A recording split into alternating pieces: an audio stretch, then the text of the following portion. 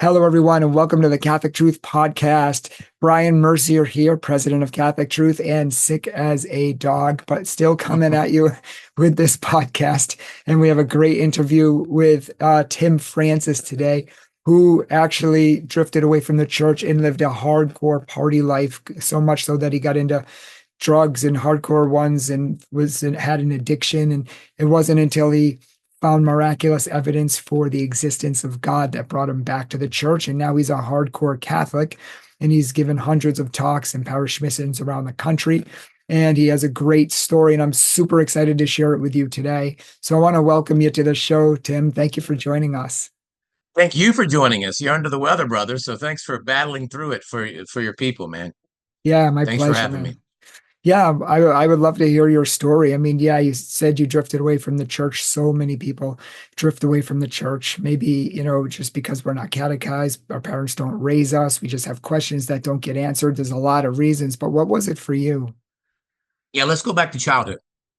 Let's start there. And so I grew up in a town called New Carlisle, Ohio. And that's where my dad, who just passed away on All Saints Day, which I'm sure we'll talk about, and my brothers, there's five boys and a girl, and that's where they all still live.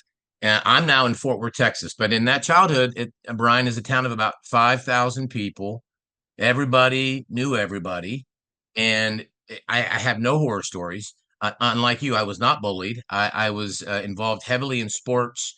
Had a great group of friends. I played basketball, football, soccer, baseball, all the way through to my high school. I was the starting running back, all that kind of stuff. Now, I had no horror stories.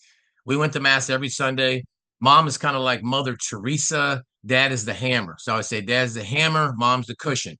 We ate dinner every night at 5:30. So just to give you a picture, very orderly. You didn't cuss in my house. I never smoked a joint ever. Did any kind of drugs growing up. We drank eventually, which we'll get into. So what happened is, I didn't go to Catholic school. I didn't have a Catholic education. I was forced to go to mass like a lot of people, right? So what happened is, I went off to Ohio State, and I actually started using my brother's ID, my older brother, to get into the bars when I was about 15. I'd go up with my other brother, and they'd get me into the bars. I think I think it was 19 at the time, that moved to 21.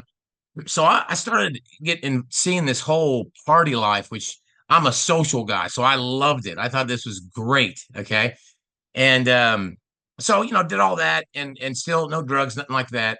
And then what happened is, I decided I was going to go to Ohio State, not because of education, just because I wanted to be a part of that crazy, wild fun, right? And I was a bouncer at a bar, a very famous bar. It burnt down in the 90s. It was called Papa Joe's, and it was called the home of the bucket. I'm told they sold more beer per square foot than any bar in the 80s, right? And Wow. so I lived right down the street from it. Like many college students, you party, but man, we had our little entourage of guys. We were there Wednesday night for this night, and Thursday night for this night, and Sunday, that kind of thing. Still, no drugs, other than too much drinking, a lot of immorality, a lot of fights, all that kind of stuff. And once a month, I'd come home with mom and dad, because the way I paid for college was I was in the Air National Guard. And so in Springfield, Ohio, you had to come home once a month and do your guard duty. And I'd have to go to Saturday evening mass, which I hated because I was so tired. I'd partied Friday night, and then I had to spend all day at the guard base Saturday. If mom and dad didn't go Saturday night, I'd probably just pick up a bulletin, right? And say I went. So then when something happened, and feel free to, I know you're sick, but feel free to interject if you want to stop me, because I could talk for hours, brother. So what happened is, I was a bouncer at this bar, and the guy took me to the basement, and he said, "Hey," he said, "I want you to come downstairs, He called me Francis, And I didn't know it, but he was buying cocaine, and I'd never seen cocaine. I never had a talk about cocaine. I never knew anything. It's funny looking back. Um, the principal at my high school asked me and my buddy Ron Chrisman, who were the cleanest guys. Like, there was people who smoked marijuana. We didn't do any of that. And he asked us as sports guys to come over and talk to the middle school about not doing drugs. Now, we had no reference point. We'd never been around drugs, but we gave to do a talk, why not to do drugs.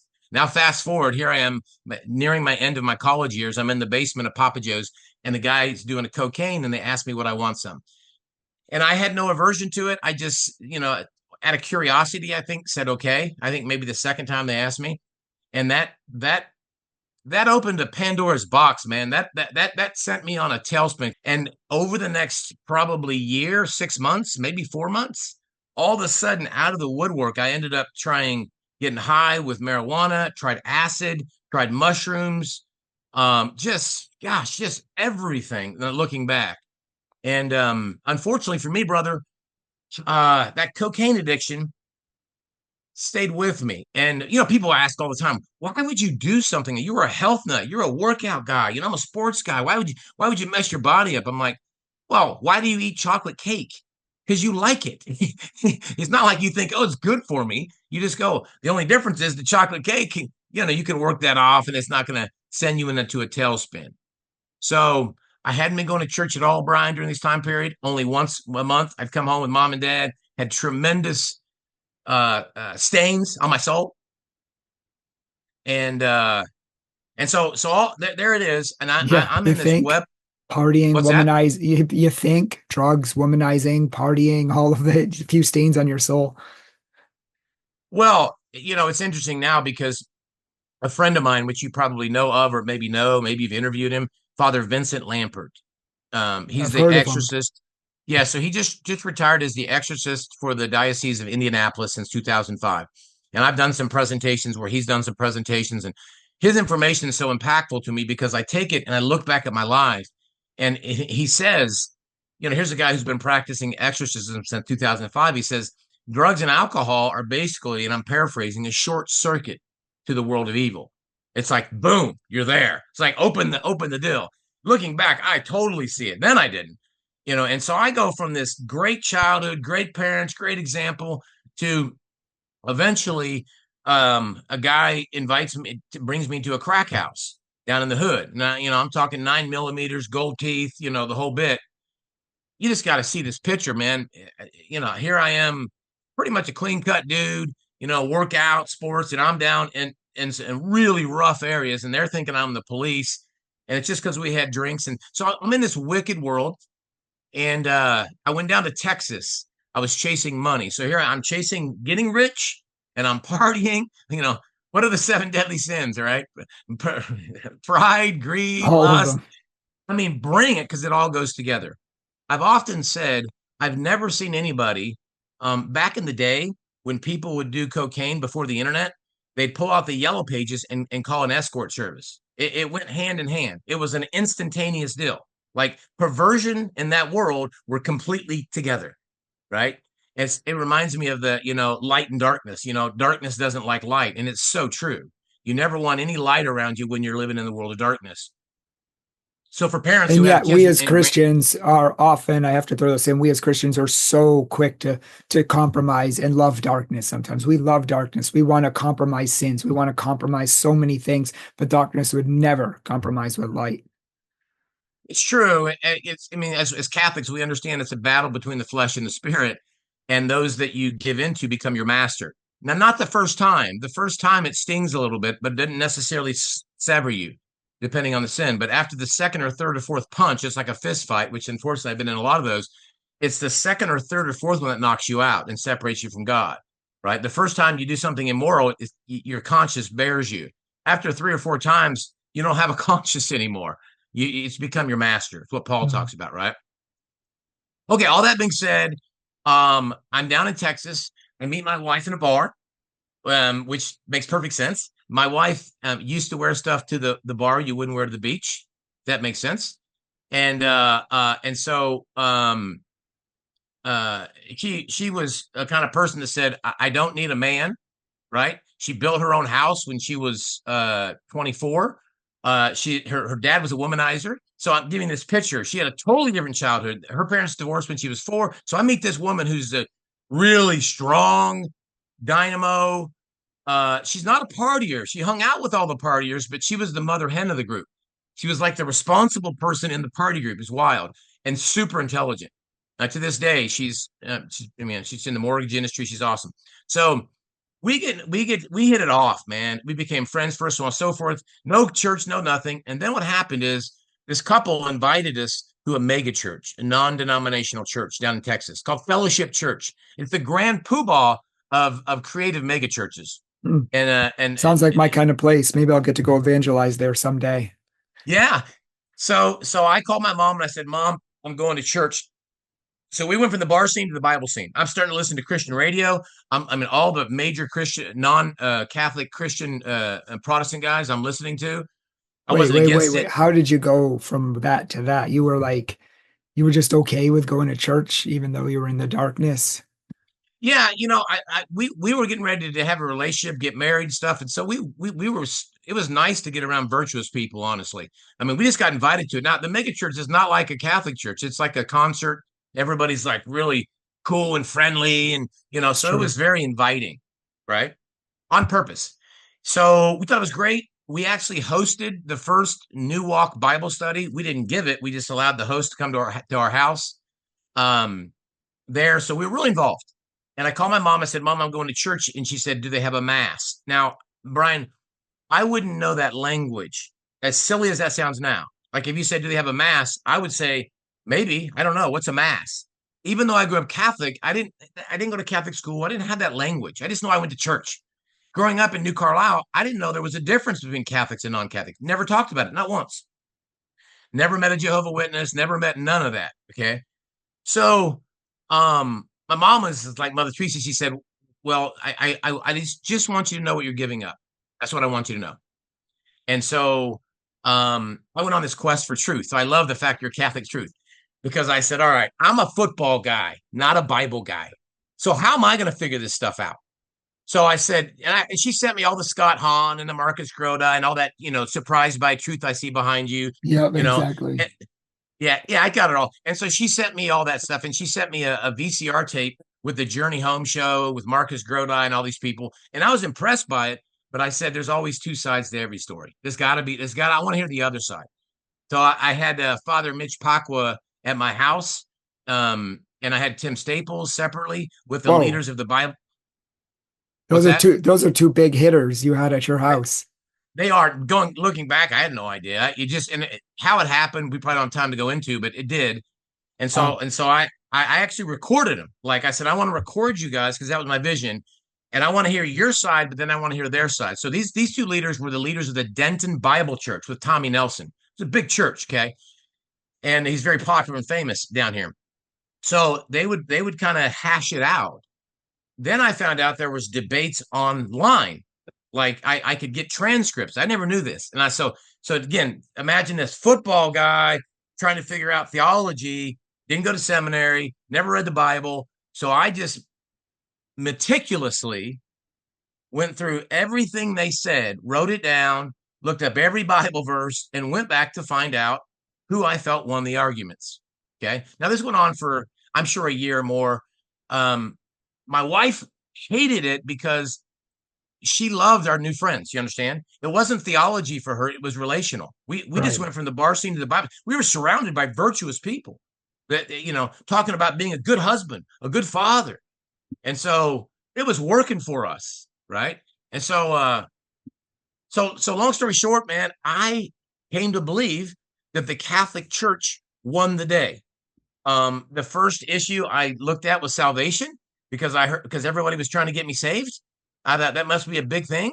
Is there a difference between what people believe? Oh yeah, justification by faith alone and works. So that's the first debate I ever really dived into.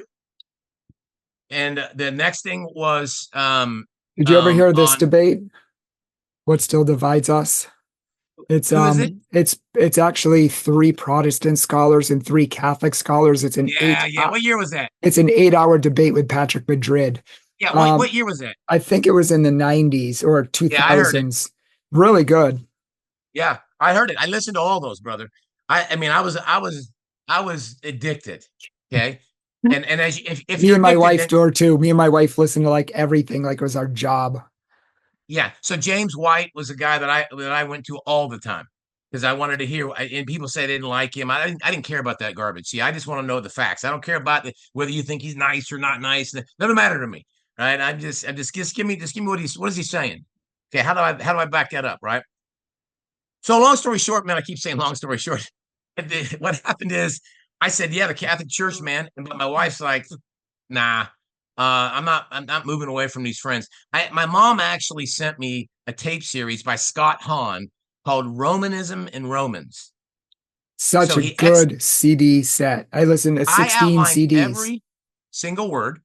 I brought it to the fellowship church because we were reading the book of Romans in our little Bible group. Okay, a little Bible study. It wasn't a Bible study. It was like more of a get together and how does it make you feel? Nothing against them. These are good guys. And they hated it, the leaders. They couldn't believe I was bringing this stuff. And I was shocked. That's how naive I was. Like, what? Why don't you want to know this stuff? Like, are you kidding me? Like, I didn't know there was this big bent. So this caused a whole lot of division, Bryan. A lot of division between me and my wife, between me and them. I was like on an island by myself. I'm in Texas. I don't know any Catholics.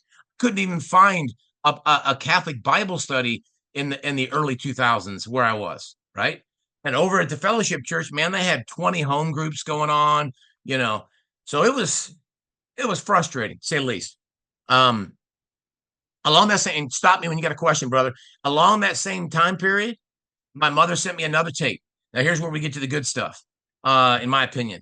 And Let me just jump in real quick. A lot of yeah, people yeah, say, a lot of Protestants say, oh, just read the book of Romans and you won't be Catholic anymore. I hear that a lot. And I yeah, was like, really? Because I've taken a 16-hour Bible study on the book of Romans by Dr. Scott Hahn. I guarantee you, listen to that, you'll never be Protestant again. It's the most in-depth, look into Romans, and it's so Catholic when you understand the book. it is. It is. Now I think there are Protestants, as you know, not modern, but historic, that it came to the conclusion that Scott did about faith and works as Yes. well. And so I think the big issue, as you would agree, is authority for sure. But yeah, 100% agree. If you listen to Scott Hahn, you come to one conclusion: I don't know squat. I I don't know had him for a squat. teacher in college. He was my professor for Old Testament studies. And Oh I man. actually interviewed him on this channel a couple of times. But I used to write so fast. I said that my hand used to smoke because I tried to get in all the information. I'm like, how does one man cram so much information in his head? And I'll never forget the day he said he had two born again Christians show up at his house and to try to evangelize him. And they were talking about the book of Revelation. He's like, do you boys understand the book of Revelation? And he's like, buckle up, kids. And he actually just went off on this whole long thing. And he said at the end, they just did this. Of They were course. just like, Yeah, when you get into Old pride. Testament typology and all that stuff, it's just makes you realize, oh my gosh, I know nothing. It reminds me of the Mass, just on a side note. Have you read the book, The Incredible Catholic Mass? No. It was written in the 1700s. So Cool. I thought I knew something. I've been traveling for 13, 14 years, parish missions. By the way, for your listening audience, love to come to your parish. And I'm sure Bryan will give you my website and stuff. And also, I just wrote a book for the first time, and I'm not a writer. We'll talk about that hopefully. But Ditto. a guy comes up and gives me this book. As you know, people give you stuff all the time. You can't read it all. But for some reason, I gravitated to read it. It's about 3 years ago. I'd already been traveling for a lot of years. And after reading that book, I go, I don't know squat about the Mass like I thought I did. It reminded me of the Scott Hahn. So all right. So back to this. Mom sent me a tape. It was a VCR tape. And it was on Fox. It was called Signs from God, Science Tests Faith. 29 million people watch this. Nothing like this has ever been filmed in human history. Big statement, right? It's on my website. Science test is plural, sciencetestfaith.com. The video my mom sent me is now on my website. She sent it to me in 99. I didn't even know the stigmata, and maybe there's a listener that is like me that doesn't know. It's where people get the wounds of Christ. I'd never heard of this, Bryan. So on the tape, this famous investigative journalist, he's the father of Australian investigative journalism. He is the Mike Wallace of Australia, and he hated the Catholic Church. He didn't believe in God. Wealthy, famous investigative journalist. He had a show that came out every night there, and he was drug into investigating supernatural experiences in the Catholic Church, of which I'd never heard about. And I've come to believe 90% of people today in Catholic churches have not either. So it was a lady predicting and having, for the first time ever, predicting and having caught on film a full stigmata from beginning until end. So it would be like if somebody sent me a tape of Bigfoot, you see. I just thought, wow, what the heck? Because, see, I came to believe that there was proof for Jesus historically, but now this seemed like supernatural proof for me. And I love evidence. Okay, I love evidence. So I used to go to people's houses, put it in their VCR tape. And I wouldn't even go to Catholic mass. You understand? I just say, watch this. And everybody would say the same thing. And all your listeners, when they go to my website and watch that video, Signs from God, Signs Test Faith, if you go to About, you'll see it. They're going to say the same thing. Oh my gosh, how come I've never heard of this? And everybody says the same thing I did. And after I watched it and I'd put it in people's VCR, they'd say the same thing. I'd call Fox. I tried to get the whole show. I couldn't do it. I called Father Peter Stravinskas, who was on the show. He was kind of rude to me and shoved me off. And I was like, I don't understand. Yeah. Surprising. And so I never found out. My mom died very suddenly, tragically, in 2004. She got the tape in 1999. And in 2009, some guy calls me out of the blue and he says, Tim, I was cleaning out my house and I found some Catholic tapes there. I used to have a bag of conversion tapes and all my Catholic stuff, right? And apparently I was showing him that VCR years ago. So my mother had died. So I go, okay. I got with him and my mom's VCR tape that I thought I lost was of that show. That's now on my website. And I thought, there's my mom on the other side pushing me to this. Okay. Remember, mom's like a Mother Teresa, right? But at this same time period, I'm going to Catholic mass, by the way, but I'm also going to the mega church because my wife didn't want to be Catholic. We're going to both. And my kid, who's now 23, used to say, are we going to the fun church or the boring church? Right now, by God's grace, that 23-year-old prefers a Latin only mass. Right. Good man. He wants the sacred, right? He's so far removed from the guitars and the spotlight and the stuff.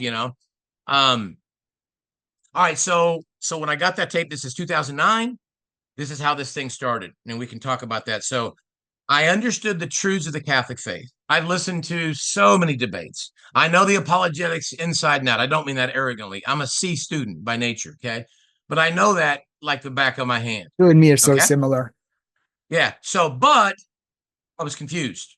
Why is it that if all this is true about the Eucharist being the body, blood, and soul of Jesus Christ on the altar and the sacramental life, why is it that Catholics come late and leave early? Why is it that in the megachurch they come early and leave late? Why are they so fired up at the megachurch about talking about Jesus and getting people saved, which isn't an altogether bad thing?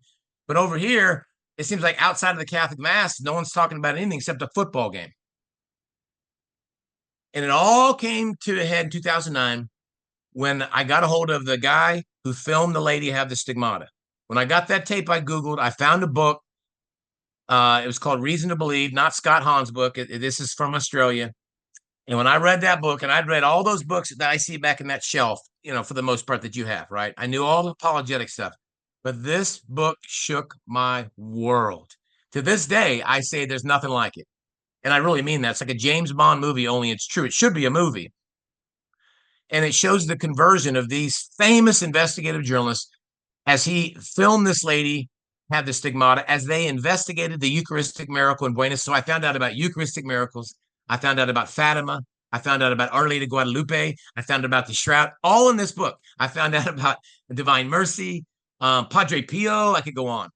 So at that point, here's what became clear to me. And then I'll shut up for a minute.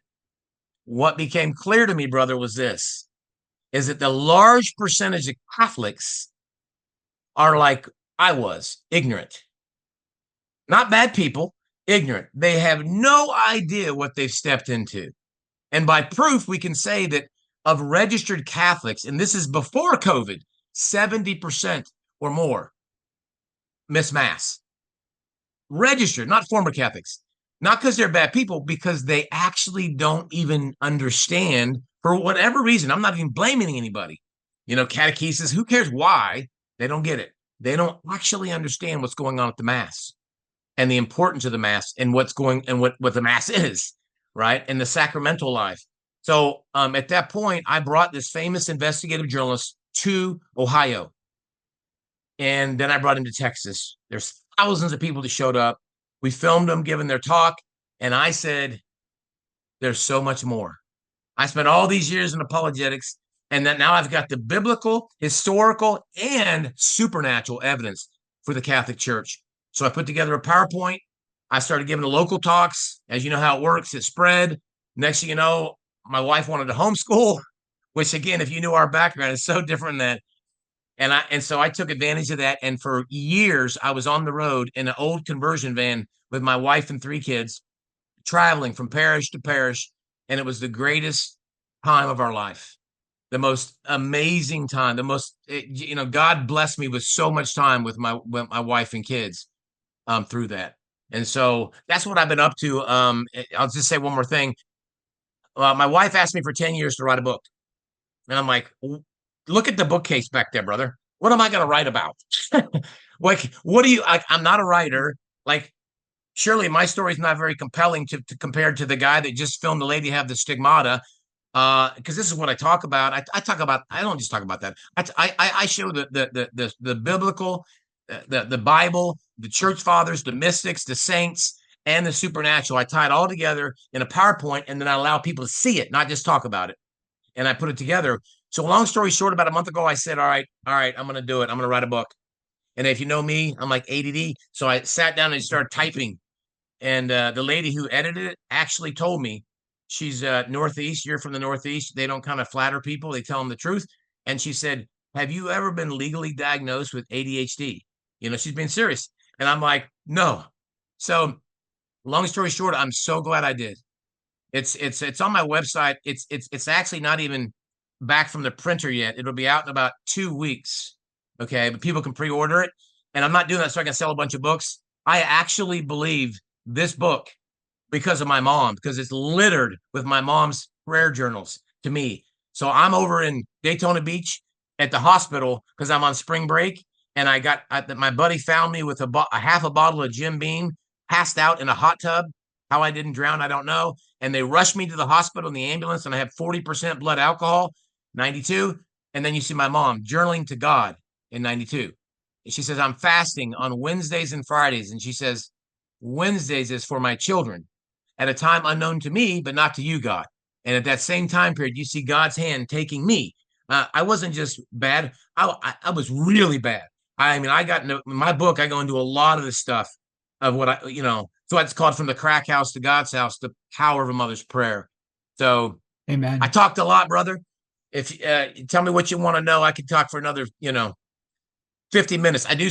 One of my main goals of being on your show, just like when you're on a show, to be clear, is I want to come to people's parishes because I want to give them tools and resources that they can reach their kids and grandkids away from the church. Reaching the fallen away lukewarm Catholics is my mission. Okay. And then I also want to get this book.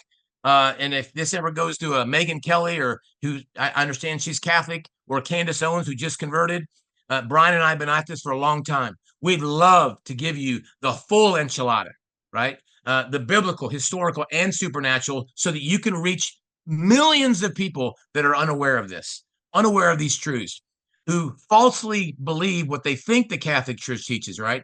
And it doesn't. And there's the greatest gift in the world. Even though there's bad people in the church, there's bad people in every organization. That's my stated goal. Exactly. But, and I'm actually, for that reason, I'm actually creating probably the most, I don't want to say it's the most authoritative, but that's a big claim, but it's one of the most authoritative apologetics books for Catholics, to know every argument from all the biggest anti-Catholics. And it's going to answer each and every one of them. And it's going to be kind of an anthology. Whereas my first book, Why Do You Believe in God? This is more of just like 25 years of people asking me the same questions all the time. And literally, how do we know God exists? How do we know the Bible's true? How do we know anything? I mean, Christians just could have made that up. So this is for all the skeptics, teenagers, people who have fallen away from the church. I've given this away to so many people because I just want them to know the answers to their questions, because I think that's half the reason people fall away from the church. Where are you selling that book at? On your website? Yeah, but also on Amazon, Barnes and Noble, pretty much all of those type of places. I self-published it because I wanted to be able to get it at cost and give it away to people, in large bulk. And also I give it away at confirmation retreats and things like that. That's great, man. Yeah, parish missions. Well, we could talk for a long time about that. That's beautiful. Yeah. So no, I'll definitely link your stuff below for sure, because I want that information to get out there. And if nothing else, people, you see how on fire he is. You see how when you understand things, it all makes sense. You know, if you throw a bunch of puzzle pieces, 500 puzzle pieces on a table, most people would walk away. They don't have the patience for it. But there are some people who start saying, you know what, I'm gonna do the outer edge, and then a little bit of and then all of a sudden I'm starting to see the picture. This is okay, I can see it.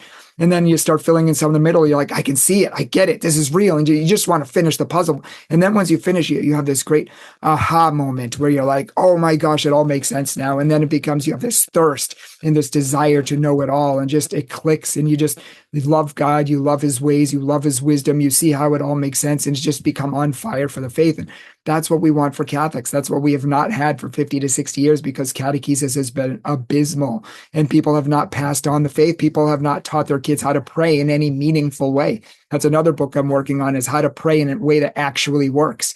Most people pray their whole lives and still don't feel close to God at all because they're doing it wrong. And so I think that we really need this kind of catechesis to get people connected with God and their faith. Well, so you said something, a lot of things that stuck out to me.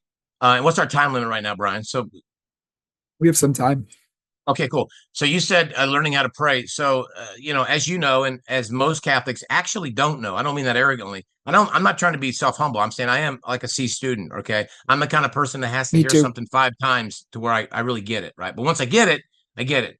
And my wife always says, "You have one skill, Tim." She says, "You have the ability to make things complicated very simple," and because that's how I work, right? So I think there's probably truth to that.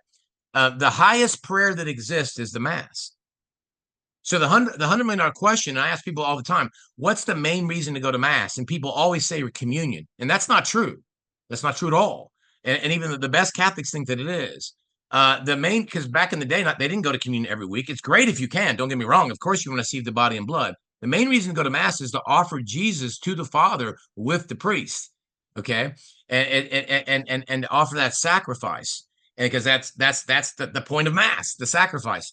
And so learning to pray the Mass is a real art. Boom. And a lot of people have never even heard that. I just real short, I have a guy who lives with me in my family. He lost his wife to Alzheimer's. He's struggling with fentanyl. We got him off fentanyl. He's a brilliant man. He just got addicted to painkillers years ago. And he thought Latin Mass only is the way to go. He used to call the Norvis Order Mass the nervous order. I'm sure you've heard that. And I said, just let me show you how to pray. So I'm not one of those that has to go either way. It's the sacrifice. And I showed him how to pray the Mass. And now he goes to Mass every morning with me. He's like, what was I doing for 30 years? I said, you were watching. You should write a Nothing book on personal. that. That's your next book. Well, that'd be easy. I mean, that's real simple. You listen But to one of my honestly, talks. like it's the crutch, it's the crux of everything. I tell Catholics all the time, the reason the Mass is boring is because you don't know how to pray. And the Mass is a prayer from beginning to end. You From beginning need to end. Yeah, absolutely. But I would say, okay, it's not supposed to be fun to begin with, right? I mean, nothing fun about Jesus offering exactly. himself. So, and my son used to say, "Are we going to the fun church, the boring church?" Why does he like the Latin Mass? Because he likes the reverence and the sacrificial nature. He's not putting on a show. He's 23, but he won't use a kneeler. Why? Because he goes, "Why would I be comfortable if Jesus is on the altar?" Now that's a deep understanding of that, right? So I would say I've been working out since I was 15. Okay. I mean, I'm 56. I don't know what I am. Okay. And so you don't start working out because it's fun. You work out because you have a stated goal, right? So it's the same way someone who runs, it's not that they think it's fun getting up at 4 o'clock in the morning and running, but they understand afterwards the benefit. And that's what I would say about the Mass. There's times I don't feel like going to morning Mass. I got 50 other things I need to do. And I go, I need to go to Mass because Jesus said, if you eat my flesh and drink my blood, I live in you and you live in me. What? Well, what does he mean by that? Well, we know what he means. How do we know? Because what do the ancient Christians always taught? When you get into a non-Catholic debate, I'll be honest, I think it's really simple now. I've listened to bazillions. I think I could simplify it in 5 to 10 minutes and the debate would be over with every single debate. Show me what you believe and back it up with the ancient Christians' your interpretation of Scripture. I'll do the same. Let's look at the evidence. Take us about 5 minutes. Pick any topic. That's it. Because see, I am a Catholic because of the evidence, not because my mom was, not because I think it's fun, or convenient. The evidence is overwhelming. I know you know this. I mean, Catholic truth, but um, so yeah, what should we talk about, brother? Yeah, no, it's all great stuff, and I really do think people need to learn how to pray properly. They need to not just say prayers, but pray prayers. They need to actually get deep From the heart. into meditation, contemplation, sitting in silence with God and being quiet. Some people are like, I can't sit still for 2 seconds. I'm like, then how are you Oh, going to be in heaven? In heaven, you you're don't gonna love do. my book. You know why? Because you're gonna love my mom. Because my mom was the most humble, uh, beyond measure. And when you read my book and you see her writing letters to me as I'm going off this deep end, and you see her journaling to God about me and my brothers and everybody when I'm going nuts, and over and over, she says what you just said, over and over. He said, "It's in the silence that we find God, Tim." Now, Exactly. I didn't pick up on this. For those of you who have kids or grandkids away from the church, you're going on. I know I've been telling them this. Be patient. It's in God's timing. Probably it might be when you're dead for 20 years physically that you actually see your grandkid or kid understanding these truths. Never know, right? But yes, Two quick questions. One, have your brothers come back to the faith? And two, how did your wife briefly come back to the faith? yeah, no problem. My brothers, I never left it like I did. Okay. I would say they probably lukewarm. They're all, um, I think they're all practicing. I don't know about my oldest. There's a situation there, but they're all practicing. Several of my brothers are just committed, holy hours and all that kind of stuff. My wife, it was a process. I think looking back, it wasn't one moment. It's just we just stopped going to the mega church, and I think it had to do with the presentation, the information I now present about understanding what that stigmata had to do with the Catholic Mass. I have a 2 hour presentation where we take an hour break, and people don't move because it's a visual. They're like, could you imagine for 2 hours sitting there? But it's not a lecture. It's a multimedia PowerPoint presentation, and I'm going back and forth, and they're always like, um, mesmerized by this. But when they leave, it's always the same thing. I'm going to go to mass. I'm going to go to daily mass. I'm going to go to holy hour. I'm going to pray the rosary. And I'm definitely going to confession. I hadn't been for XYZ time period, right? That's always the case. I've got 10,000 feedback forms. I know what happens after a deal. And then I give them resources. So I think it was that with my wife, just realizing that the stigmata was real, that it was connected to the Catholic Church, that it had to do with redemptive suffering, and that it was leading people to the importance of the Holy Mass, which it was. Anybody reads that book, they come away going, "Oh my gosh, the Mass." See, I think it was that. It was a process. What was the book? It's called Reason to Believe. But if you go to my website, the man who wrote it wrote a new book. He's got 3 books, and this is his. How do you say it? Some magnus opus or whatever. This is his grand book, right? And it's called My Human Heart. And Bryan, I didn't write it. May I say there is nothing like it. Okay, it's not like, oh, I read this is similar to this. No, it's not. It covers everything from he is the primary guy who investigated the Eucharistic miracle in Argentina. He is the guy. He is the horse's mouth. This is who I stay in touch with, Ron Tesserero. But it takes you through all the science, but also all the understanding of it. So I would say for people to get that book, they can go to my website, the same one they can get my book. I only have 2 books on there. This is a new site, and it's called Science Test, plural, sciencetestfaith.com. Go to the store, My Human Heart. And I'll It link is, all of that below too. I'll put all your yeah, description section. Anything you want, just email me and I'll put it in the description section below. But I really, really want to thank you for sharing your story today. And I want to thank you for your fire, your zeal, for catechizing, for everything that you're doing out there. Praise God for your conversion. you too, Bryan. And, we're long lost brothers here, even though we had different backgrounds completely. God put us on the same exact path. When I read your description of what you want to do, I was like, this is exactly what I feel. So that's how God put us together. Probably more than likely, my mother put us together. My dad just died of a sudden heart attack on All Saints Day. I was in mass when I got the text from my brother. And the only reason I got a text is because I use my phone. I have 2 apps to pray the mass. That's what I use. And And so now my mom and dad have both passed, both strong Catholics. And so anytime I meet people, I say, well, mom put us together. So now I say mom and dad put us together. And so Amen. beautiful meeting you, brother, and look forward to crossing paths more. Amen. Thank you all for watching. Thank you all for tuning in. Please share this story with as many people as possible because we need the truth that sets people free to get out there. Please pray for me, for my sickness, and please pray for Catholic truth that the truth can set people free. God bless you all, and thanks for watching.